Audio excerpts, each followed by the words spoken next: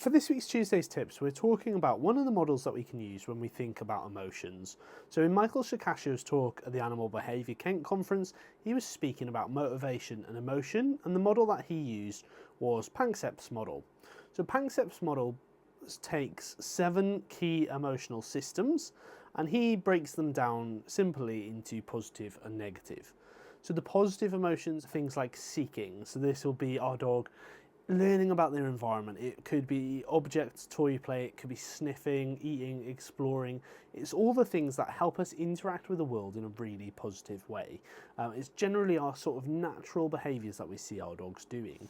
Our other positive emotional systems are play, and when we think about play in terms of Panksepp systems, we're talking about rough and tumble play between us and our dogs, or dog to dog, so it's a bit more than just toy play.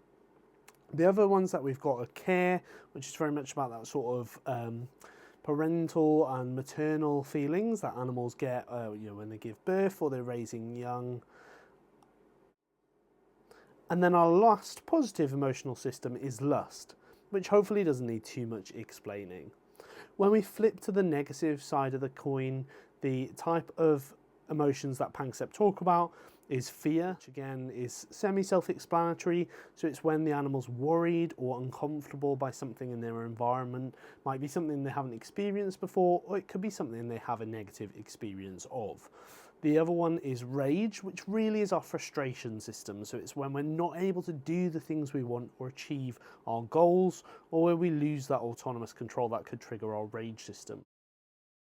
And then another one that's important for us to think about, particularly in shelter and rescue, is panic. And panic really is that loss of secure base.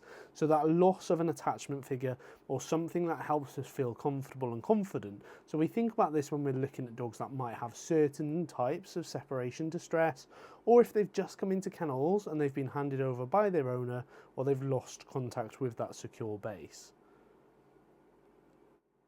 Now there's a couple of different emotional systems that we can use outside of Panksepp, and we're going to talk about those in later videos.